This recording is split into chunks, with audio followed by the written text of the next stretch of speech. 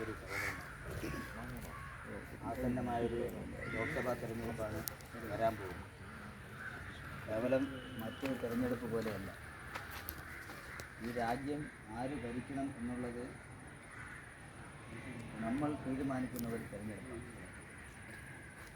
നമ്മുടെ ജില്ലയിലെയും നമ്മുടെ പ്രദേശങ്ങളിലെയും ആവശ്യങ്ങളും വികസനങ്ങളും ഇന്ത്യൻ പാർലമെൻറ്റിൽ പോയി ചർച്ചിക്കുവാനുള്ള ഒരാളെ തിരഞ്ഞെടുക്കേണ്ടത് നമ്മുടെ അത്യാവശ്യമാണ്.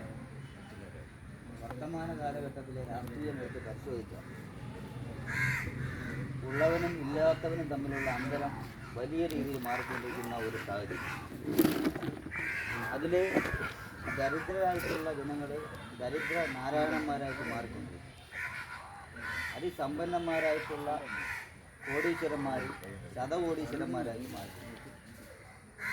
നേരത്തെ ഉദ്ഘാടകൻ സൂചിപ്പിച്ചതുപോലെ വരുന്ന ആളുകളിൽ ഈ സമ്പന്നന്മാരും ശതകോടീശ്വരന്മാരും ദരിദ്ര നാരായണന്മാരുടെയും തമ്മിൽ വേർതിരിക്കുന്ന ഒരു ഘടകമായിട്ട് ഒരിക്കൽ കൂടെ നരേന്ദ്രമോദി അധികാരത്തിൽ വന്നാൽ അങ്ങനെ അറിയപ്പെടുകയില്ല.